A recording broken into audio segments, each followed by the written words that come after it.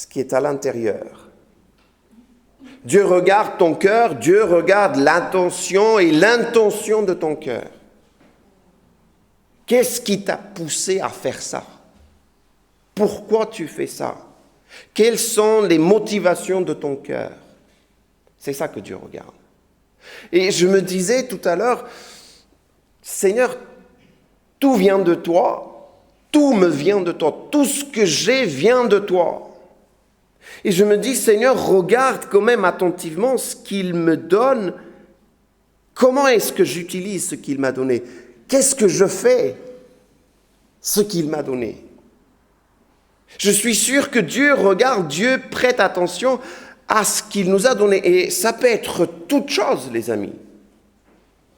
Commencer par le temps que nous avons, la famille que nous avons, les enfants, le couple, le service, les dons, les capacités, l'Église, l'appel qu'il nous a donné. Il va regarder qu'est-ce qu'on fait avec ça. Tu as des capacités, tu as des dons, Dieu t'a donné des choses et il va forcément regarder comment tu fais avec ça, qu'est-ce que tu fais avec ça. Ce que je vous invite à faire ce matin, c'est de regarder à travers 3 histoires bien connues. Comment justement ces personnes ont agi et comment est-ce que Dieu a réagi. Qu'est-ce qu'il dit de ces personnes?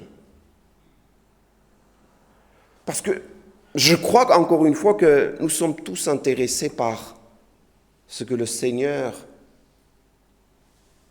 veut, ce que le Seigneur regarde et on est tous là à lui plaire, on veut lui plaire. Je crois que ton cœur veut lui plaire.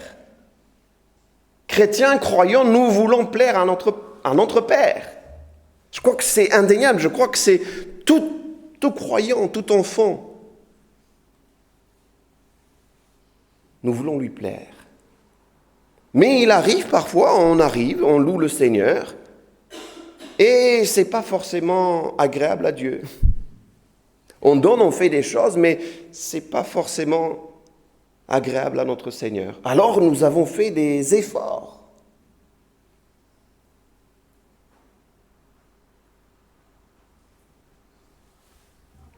Ce qui plaît à l'Éternel, 1 Samuel chapitre 16, verset 7,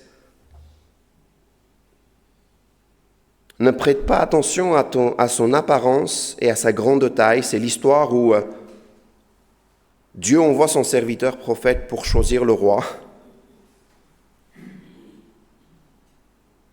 Et Dieu dit, je l'ai rejeté, mais il dit, l'homme regarde à ce qui frappe les yeux, mais l'Éternel regarde au cœur. L'Éternel regarde le cœur. L'Éternel, ce matin, regarde ton cœur. L'Éternel regarde mon cœur. Je me suis préparé, entre guillemets, j'ai fait mon devoir, mais il va regarder mon cœur. Tu es venu ici, tu adores le Seigneur, tu t'es préparé, tu es là, tu es assis, il regarde ton cœur. Il nous regarde.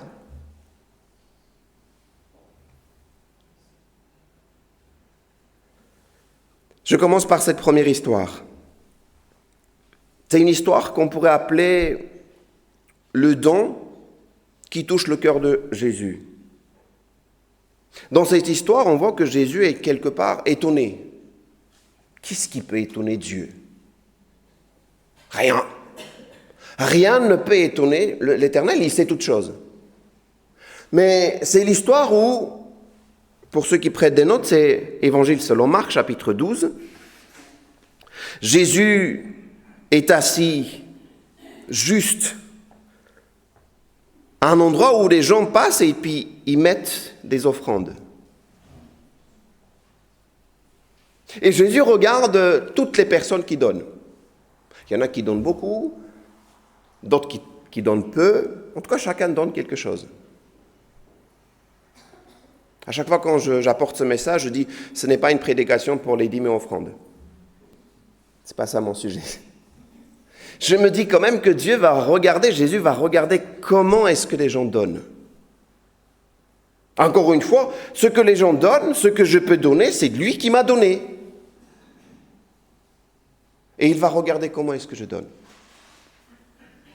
Et quand il regarde ça, il est tellement frappé, je fais court l'histoire, tellement frappé par l'offrande que cette pauvre veuve va donner, il va aller raconter à ses disciples, venez voir ce qu'elle a fait. Venez regarder ce qu'elle a fait.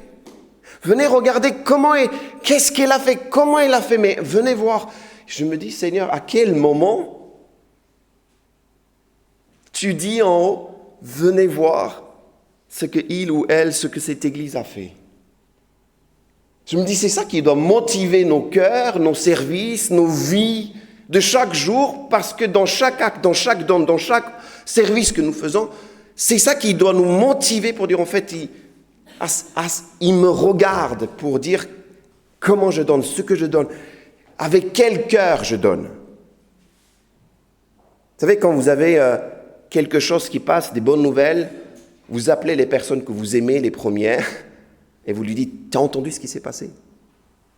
Vous écrivez sur Facebook ou Instagram, une bonne chose, vous avez goûté, et vous publiez. Jésus fait à l'époque quelque part ça. Il réunit ses amis, et il dit, vois ce qui s'est passé, regarde ce qui s'est passé. Et il a donné tout son nécessaire. Mais les autres, non. Les autres ont donné de surplus, de ce qu'ils avaient, même si c'est beaucoup, mais regarde qu'est-ce qu'elle a fait. Peu de choses vont étonner, peu de choses. Il n'y a pas beaucoup d'endroits quand on cherche dans les Écritures que le Seigneur va mettre l'attention, que le Seigneur va, surtout Jésus aussi, quand on vient dans le Nouveau Testament, il y a des moments où Jésus va dire « Ah, ça, quelle foi tu as !» Ou « Mais venez voir comment elle a donné !» Dans cette première histoire, oui, l'histoire que je l'ai appelée « Le don qui touche le cœur de Jésus », je me dis encore une fois, à quel moment est-ce que Jésus peut parler de nous? À quel moment il peut dire de nous, c'est mon Église, c'est mon peuple, c'est mes enfants. Lui, c'est le mien. Lui, en fait, il a entendu, il a compris, c'est comme ça qu'il faut qu'il fasse. Et les autres peuvent voir et glorifier Jésus parce qu'il ne le fait pas en son nom, mais au nom de Jésus, au nom de notre Père Céleste.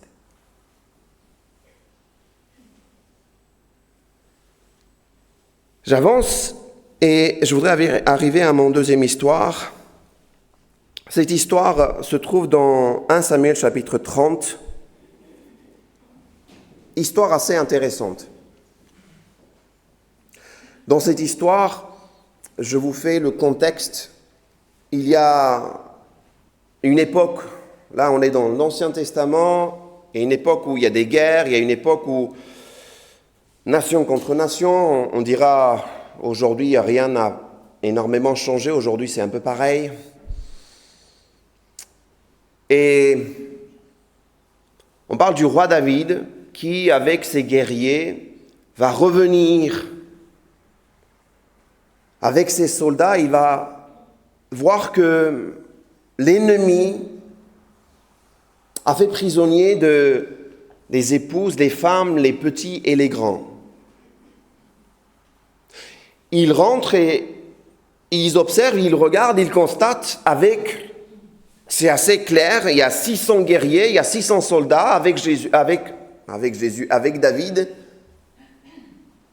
et ils constatent ça.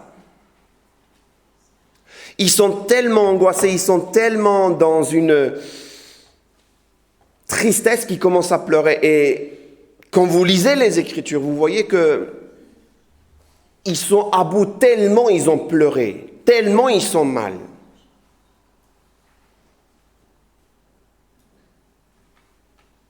Je ne sais pas si ça vous est déjà arrivé de vivre une situation tellement douloureuse, tellement impossible à à traverser, que vous commencez à pleurer, mais vous n'avez plus de larmes, plus de force.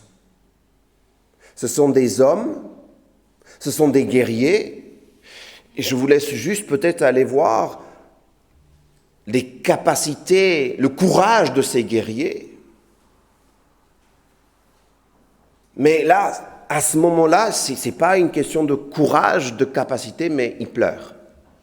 Ils pleurent jusqu'à ce qu'ils n'ont plus de larmes, ils n'ont plus de force.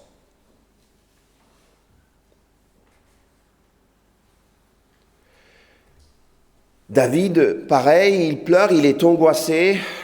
Ensuite, il décide de consulter Dieu, il décide de prier, il décide.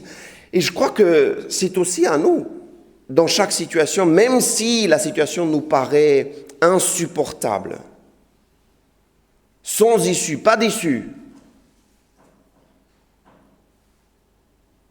si on peut faire peut-être la chose la plus importante, c'est de commencer à demander, Seigneur, qu'est-ce que tu penses ?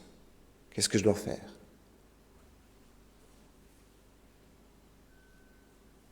C'est ce que David fait, il consulte Dieu. Au verset 8, David consulta l'Éternel en disant, « Dois-je poursuivre cette troupe ? Réussirai-je à la rattraper ?» L'Éternel lui répondit, « Poursuis-la car tu la rattraperas et tu délivreras les prisonniers. » Je vous ai dit qu'ils sont 600, les soldats, avec David. Et David se met en marche. Mais quand il commence à aller délivrer ses prisonniers, il y a 200 parmi ces 600 qui disent « on ne peut plus, on s'arrête là. On ne peut plus avancer. Ce n'est plus possible pour nous de continuer. » La question qu'on peut se poser, c'est comment est-ce possible que l'homme, le chef de la famille, qui dit « je ne peux plus avancer, je ne peux pas aller libérer mes enfants, ma femme, mes aînés, mes parents », à quel moment tu peux dire en fait « tu ne peux pas le faire » ? À quel moment je peux dire ça ? À quel moment tu dis « je ne peux plus avancer, je m'arrête là, continuer la guerre, moi je m'arrête ici ». C'est ce qui arrive là, dans cette histoire. Les 200 hommes s'arrêtent, ils disent « on ne peut plus continuer. Allez-y ».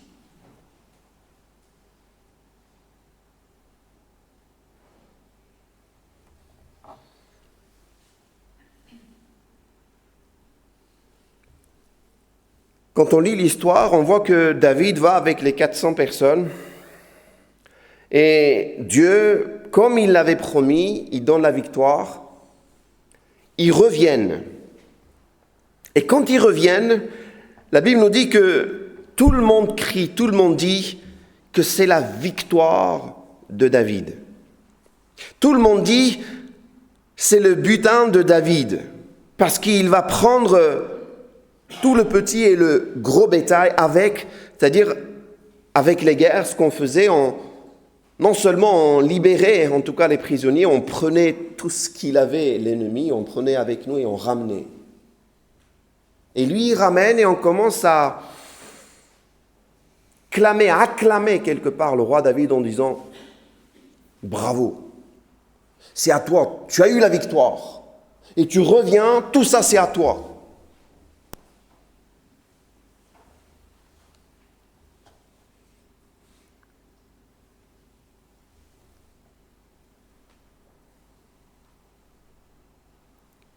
Mais la Bible nous dit que David va venir, il va aller voir les 200 hommes qui avaient été trop fatigués pour le suivre et qu'on avait laissés au torrent de Bessor, au verset 21, toujours chapitre 30. Ils s'avancèrent à la rencontre de David et de sa troupe. David s'approcha d'eux et leur demanda comment ils allaient.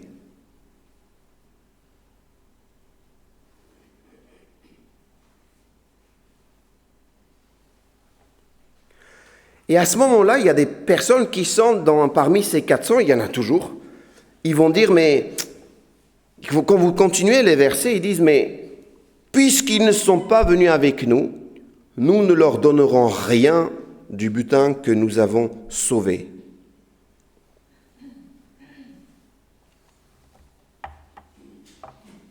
Et quand on réfléchit quelque part, on dit c'est cohérent.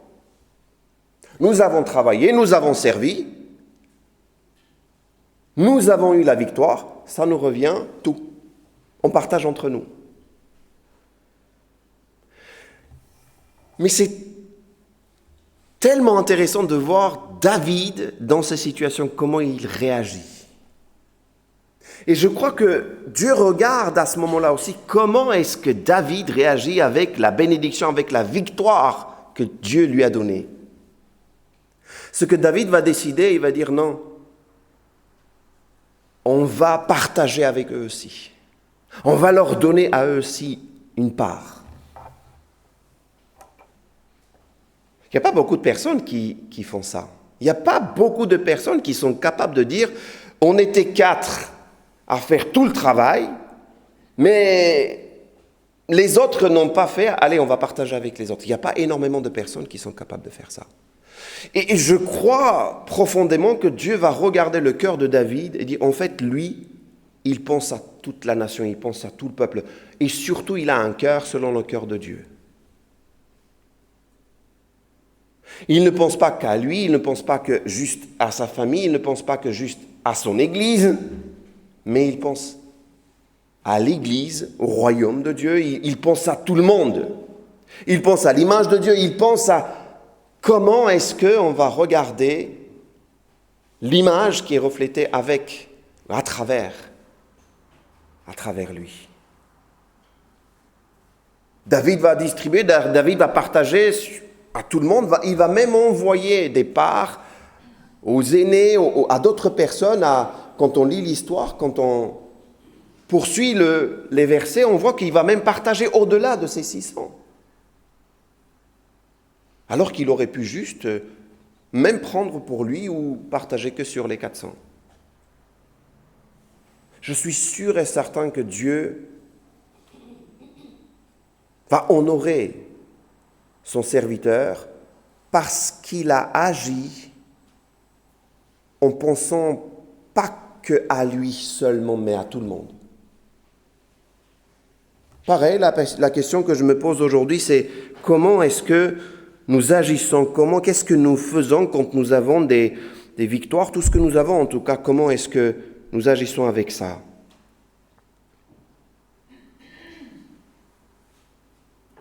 Dernière histoire encore une fois bien connue.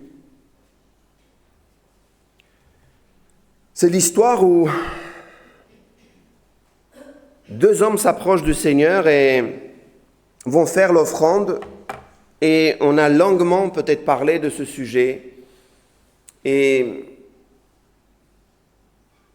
je crois qu'il est bon de revenir sur ce passage pour se poser encore une fois la question, je viens adorer Dieu, comment est-ce que c'est possible que Dieu regarde et agrée l'adoration de l'un, mais pas de l'autre, alors que nous sommes tous dans la même pièce? Nous sommes tous là à adorer le Seigneur. L'histoire se trouve dans Genèse, là on va, premier livre de la parole de Dieu, Genèse chapitre 4, versets 3 à 5. L'histoire de Caïn et Abel, le Seigneur porta un regard favorable sur Abel et sur son offrande, mais il ne porta pas un regard favorable sur Caïn, ni sur son offrande. Quelle tristesse, quelle tragédie, mais comment est-ce possible que, Seigneur, je viens te louer, je viens t'offrir mon sacrifice et tu n'agrées pas, tu ne regardes pas, tu ne portes pas ton regard sur ma louange. Il y a des passages dans la parole de Dieu, quand nous lisons dans l'Ancien Testament, il y a des passages, le Seigneur dit, arrêtez de venir, arrêtez de faire ça, c'est pas ça qui m'intéresse. C'est votre cœur, c'est votre obéissance qui m'intéresse.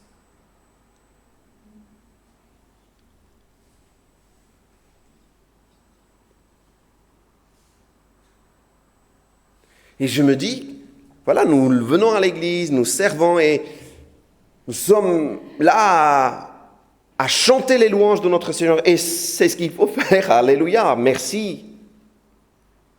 Encore une fois, à notre Seigneur qui nous donne des capacités pour le faire, mais posons-nous la question. Est-ce que notre offrande, est-ce que notre adoration est agréable à notre Seigneur? Vous savez, ce n'est pas mettre le doute. Ce n'est pas ça la question.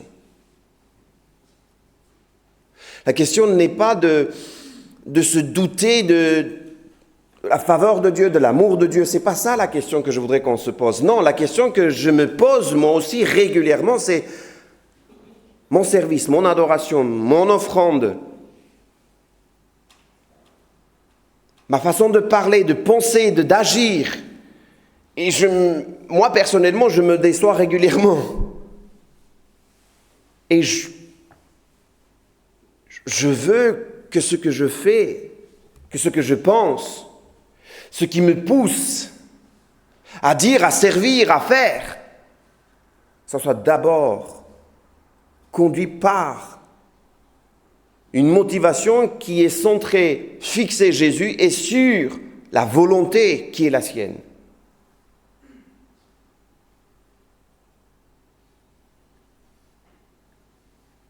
Sûrement, j'y arrive pas souvent, très certainement.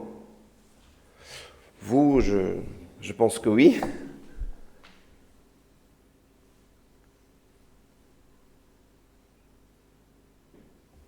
Mais que le Seigneur nous aide.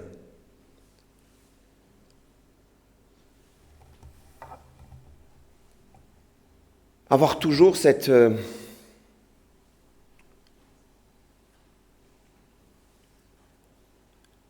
idée, en tout cas, de se dire, ok Seigneur, je fais des choses, je pense des choses, je dis des choses. Est-ce que cela t'est agréable ou pas?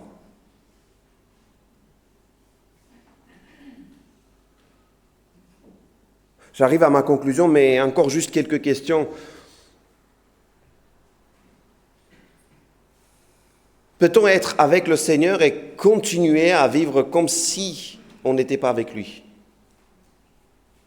Que nos actes, que nos paroles, que nos pensées ne reflètent pas notre relation avec le Seigneur. Quelle différence il y a avec les personnes qui sont avec le Seigneur et quelle différence il y a avec les personnes qui ne sont pas avec le Seigneur?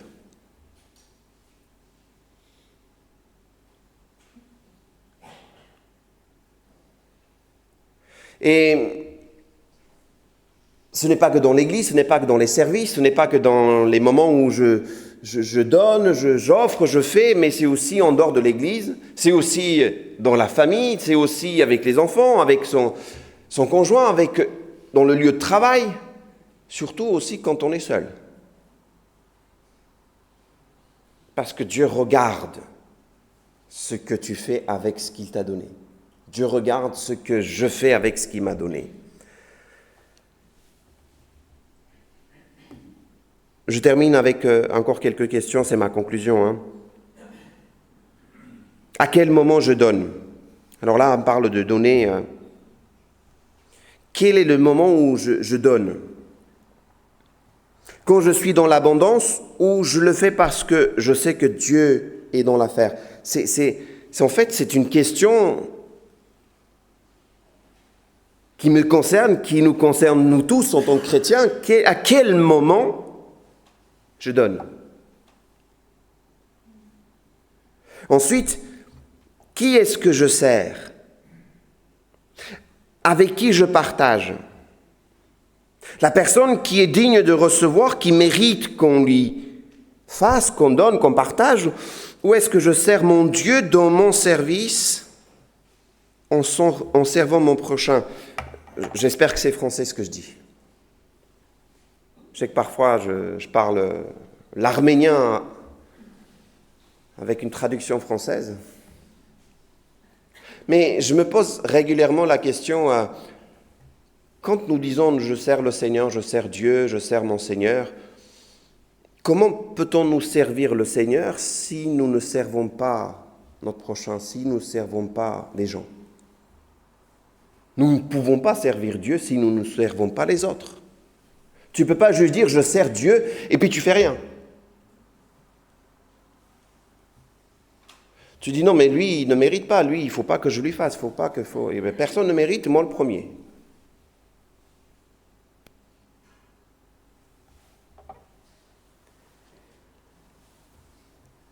Enfin, le dernier, comment je fais mon adoration et mon service, le cœur que je mets, est-ce un cœur selon le cœur de Dieu ou pas?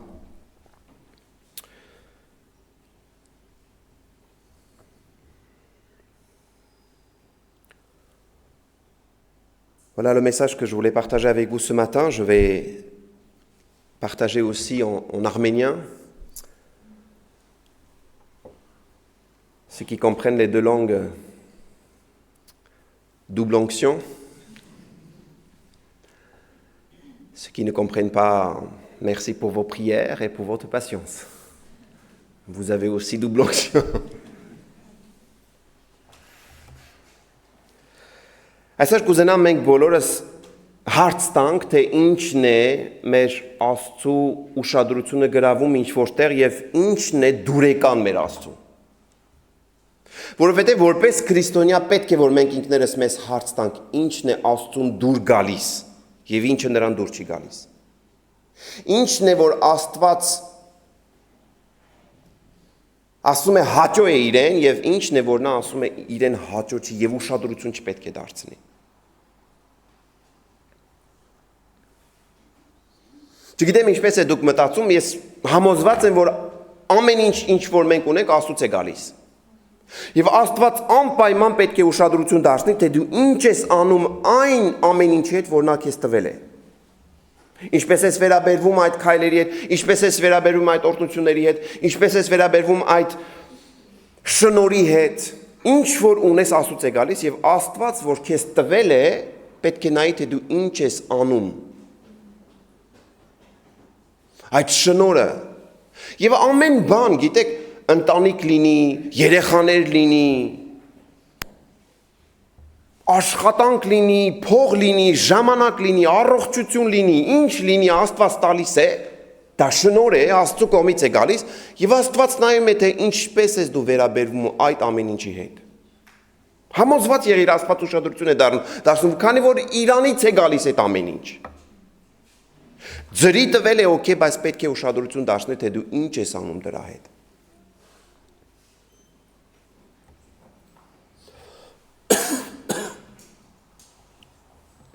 Կուզենամ կարդալ 3 պատմություն, խոսել այս 3 պատմությունների մասին, որոնց միջոցով պետք է տեսնենք, թե ինչը դուր եկավ Աստծուն, ինչի վրա ուշադրություն դարձրեց Աստված եւ ինչի վրա չէ, ինչը իրեն դուրեկան հաճո եղավ եւ ինչը չէ։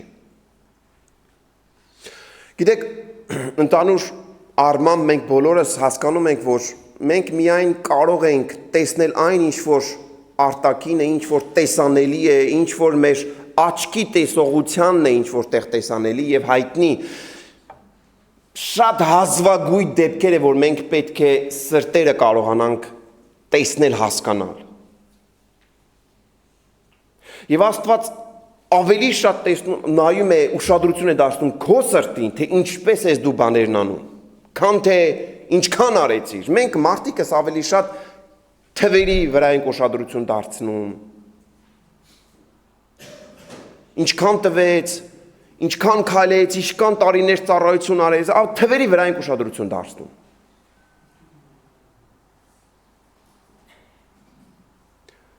Ֆրանսերեն առաջի գրքերից մեկն է, որ կարդացել եմ, դա Petit Prince-ն է, եւ այդ գրքի մեջ շատ հետաքրքիր է, հեղինակը ասում է, որ դրանք չափահասներն են, որոնք թվերին ավելի շատ են ուշադրություն դարձնում։ Քանի տարեկան ես, ինչքան փող ունես, ինչքան մեծ է շրջապատը, ավելացնում եմ, բայց հետաքրքիր գիրք է, որ իրոք մտածում ես, մեծերը նման հարցերի են ուշադրություն դարձնում, չափահասները, բայց մարդիկս բոլորս այդպես ենք։ Այս 3 պատմություններից մեկը այն է, որ Հիսուս Քրիստոս նստած է մի օր եւ ուշադրություն է դարձնում, թե ով ինչքան է դնում գանձանակի մեջ փող։ Եվ նրա ուշադրությունը պետք է գրավի մի որբևարիկին, եւ նա պետք է տեսնելով թե ինչքան դրեց, պետք է կանչի իր աշակերտներին, կարելի ասել իր ընկերներին, ասելով թե եկեք տեսեք թե ինչ եղավ, ես ինչ տեսա։ Եվ հարց է առաջանում, դա Մարկոն ավետարան ըստ Մարկոսի 12-րդ գլխի մեջ է, 40-41-րդ խոսքերից կարող եք կարդալ, եթե նշումներ եք անում։ Եվ Հիսուս Քրիստոսը, երբ որ տեսնում է այդ բանը, կարելի է ասել, զարմացավ Քրիստոս։ Ինչ կարող է զարմացնել Աստծուն, ոչ մի բան։ Բայց հարցը ավելի շատ հետևյալն է, ինչն է, որ նրա ուշադրությունը գրավեց։ Ինչն է, որ նրան դուր եկավ, ինչն է, որ նա ուզեցավ նույնիսկ բաժնեկցել իր ընկերների հետ, ասելով եկեք տեսեք թե ինչ եղավ այստեղ։ Հարց, երբ է որ դու ինքդ քեզ տալիս ես նման հարց, ասելով թե իմ քայլի, իմ գործողության, իմ թեկուս բաժնեկցել ու տալու ժամանակ Աստված նման մտքեր ունենում է, որ ասի, հələ տեսեք, սա իմ որդին է, սա իմ զավակն է, սա իմ դուստրն է, սա իմ ընտանիքն է, սա իմ ժողովուրդն է, սա իմ եկեղեցին է։ Տեսեք հələ թե ինչ արեցին։ Ինչպես նա Հոբի համար պետք է ասեր։ Դու տեսար, Հոբին տեսար։ Երկրորդ պատմությունը գտնվում է առաջի թագավորաց 30-րդ գլխի մեջ, շատ համառոտ եւ կարճ ձևով պետք է պատմեմ այս պատմությունը, Դավիթ թագավորի այն շրջանն է, որ պատերազմների մեջ է, եւ խոսքն ասում է, որ 30-րդ գլխի մեջ խոսքն ասում է նրանք իր զորքով, ուրեմն Դավիթ թագավորը իր զորքով 600 մարդկանցով հետ է վերադառնում եւ տեսնում է, որ թշնամին գերի է վերցրել կանանց, երեխաներին եւ ծերերին։ Խոսքն ասում է, որ նրանք այնպիսի մի տխուր, այնպիսի մի ողբալի վիճակի մեջ են, որ սկսեցին լացել եւ խոսքն ասում է, որ այնքան լացեցին, որ այլ ուժ չունեին լացելու։ Տղամարդ, այո, եւ նա այս քաջ, կարելի ասել հսկա զորքը տղամարդիկ, որ նրանց պատմությունը կարդում եք, թե ինչքան քաջությունով էին լցված այս տղամարդիկ, կզարմանաք, թե ինչքան մեծ կարողություն ունեն, բայց նրանք լացում են, այո։ Դավիթը ինքը լացում է։ Եվ հետո տեսնում ենք, որ Դավիթը սկսում է աղոթել, խնդրելով եւ գնում է, որպեսզի Աստծուն հարց տա, ինչպես անեմ, ինչ անեմ։ Գնամ հետևներից, որպեսզի ազատագրեմ։ Ինձ ուղարկում ես, թույլ տալիս ես, ուզում ես։ Եվ Աստված իրան ուղարկում է, ասում է գնա ես քեզ հետ եմ, դու պետք է փրկես։ Եվ ամեն իրավիճակի մեջ բոլորիս համար ես կարելի ասել քաջալերում եմ, որպեսզի բոլորս ինչ իրավիճակի մեջ է լինենք, առաջի հերթին խնդրենք, աղոթենք,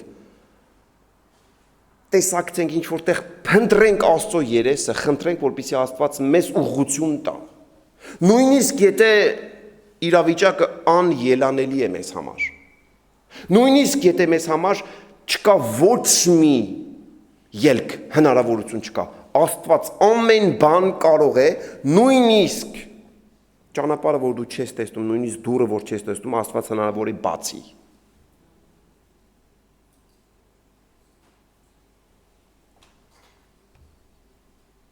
Եվ ուղարկում է Դավիթին, Դավիթը գնում է եւ ճանապարհին 600 հոգուց 200 հոգին ասում են մենք չենք գալիս։ Մենք հոգնել ենք, էլ չենք կարող շարունակել ճանապարհը։ Ինչպես կարելի է, որ տղամարդ լինելով, ինչպես կարելի է, որ դու որպես ընտանիքի մեծ, դու հայր լինելով ասես, ես էլ չեմ կարող գնամ, իմ երեխաներ այնտեղ են, բայց չեմ կարող գնալ ազատագրել։ Բայց փաստ այն է, որ 200 հոգին ասում են, մենք այստեղ սպասում ենք, դուք գնացեք։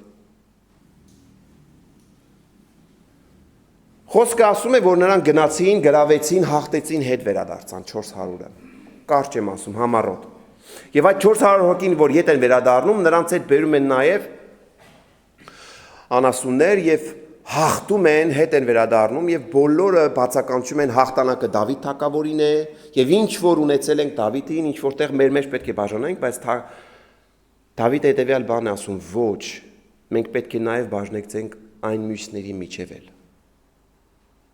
Միշտ մարդիկ են գտնում, որ ասեն, թե գիտեք, մենք 400 հոգով տանջվեցինք, մենք մեր մեջ պետք է բաժանենք։ Այն 200-ը ոչ մի բան չարեցին, չեկան մեզ հետ, չտանջվեցին, իրանց հետ չենք բաժնեկցելու։ Միշտ նման մարդիկ գտնվում են։ Բայց այստեղ կրկին ասելով ուշադրություն եմ ուզում, որ մենք դարձնենք, դա Ինչպիսի սիրտ ունի Դավիթը եւ այդ սիրտը, որ Աստված տեսել էր, որ խոսում է նրա սրտին հաճո սիրտ է, Դավիթն ասում է ոչ։ Այս հաղթանակը իմ հաղթանակը չէ, ոչ էլ ձեր հաղթանակն է։ Այս հաղթանակը Աստծո հաղթանակն է եւ բոլորինն է։ Եվ եթե Աստված մեզ հաղթանակ տվեց, պետք է բաժնեկցենք բոլորին եւ բոլորին պետք է տանք։ Եվ խոսքը կարդում եք, տեսնում եք, որ Դավիթը բաժնեկցում է այդ 600-ի մեջ եւ նույնիսկ էլ ավել նա ուղարկում է նույնիսկ նվերներ, նա ուղարկում է պարգևներ այդ 600-ից բացի ուրիշներին։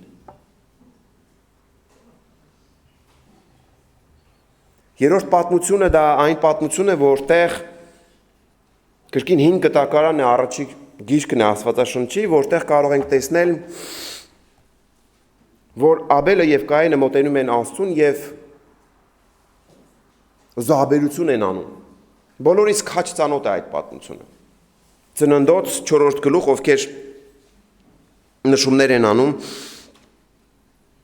3-ից 5-րդ խոսքերի մեջ Տերն ասում է, որ Աստված ուշադրություն դարձրեց այն ընծային, այն ողջակեզին, այն զոհաբերությանը, որ Աբելն էր բերել, եւ Աբելին էլ ուշադրություն դարձրեց, բայց այն ինչ որ Կայենն էր բերել եւ Կայենին հենց Կայեն որպես մարդ էլ իրեն վրեն, չնայած հաճո չհամարեց, դուր չեկավ նրան։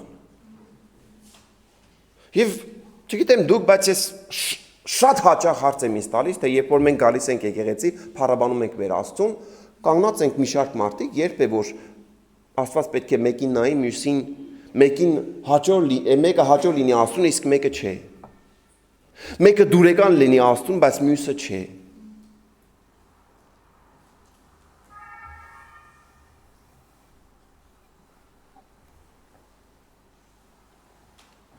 Եվ ինչ որտեղ հասկանում ենք, որ Աստված այո կրկին ու կրկին պետք է սրտին նայե, թե ինչպես, ինչ տվեց Աբելը, հավատքով տվեց, սրտով տվեց, թե ավանդույթի սովորության համաձայն, տվեց, որպեսզի դուր գա մյուսներին, անել ինչպես մյուսներն էլ անում են, թե ինքը տվեց իրականապես։ Վերջացնեմ հետևյալ հարցերով կրկին, որ կուզենամ մենք բոլորս մեզ տանք, երբ է ժամանակը, որ ես տալիս եմ, երբ որ ես ամեն ինչ ունեմ, երբ որ ամեն բան, այսպեսի հայկական խոսքերով ասած, ելած թափած է, այդ ժամանակ եմ ես տալիս։ Գիտեք, շատ մարդիկ ասում են, Աստված ջան, ինձ շատ տուր, ես կարողանամ քեզ շատ տամ։ Գիտեք, երբ որ քիչ ունես եւ չես տալիս, շատ էլ որ ունենաս, ինչ գարանտիա որ պետք է տաս։ Այս կինը քիչ ուներ եւ այդ քչից տվեց։ Հաջորդ հարցը, որ ուզում եմ մենք ինքներս մեզ տալ, ես ինքս ինձ տալիս եմ, դե ում հետ եմ բաժնեկցում, ում եմ ծառայում, ով որ արժանի է ծառայության, ով որ ես գտնում եմ նրան կարող եմ ծառայել, նրան կարող եմ տալ իմ տեսանկյունից, թե ես որոշում եմ կայացնում ծառայելու մարդուն։ Այն շնորհը օրհնությունը, որ Աստված ինձ տվել է, ես ծառայում եմ, առանց հաշվի առնելու ինչ որտեղ արժանի է թե չէ։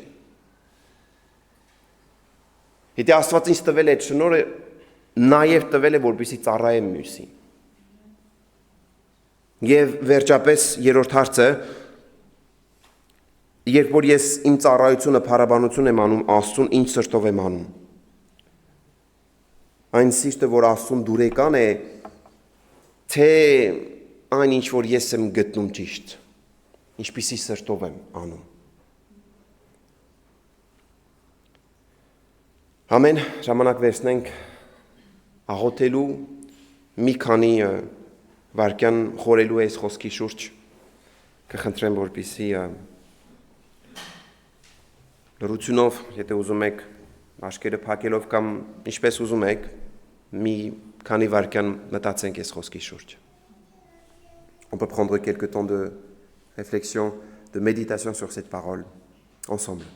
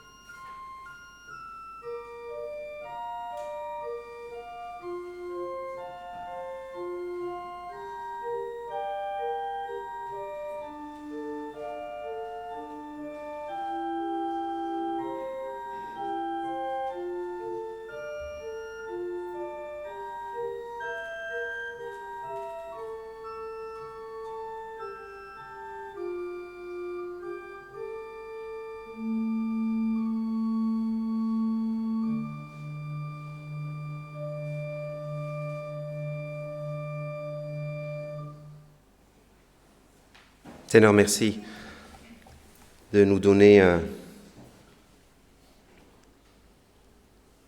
tout le discernement, toute la sagesse, afin de connaître, comprendre, oui, ta volonté et, Seigneur, nous aligner à ta volonté. Nous voulons encore une fois nous rappeler que tout nous vient de toi et tu vas nous demander des comptes avec tout ce que tu nous as donné. Et nous voulons te demander vraiment, Seigneur, nous aider pour te plaire et porter ton nom, ton image là où tu nous as placés, en tant qu'enfants, en tant que famille, en tant qu'Église. Merci Jésus. Տեր Աստված ամենակարող, շնորհակալություն։ Այո, մեզ օգնիր քո կամքը կատարենք առաջի հեշտին։ Իմաստություն տուր։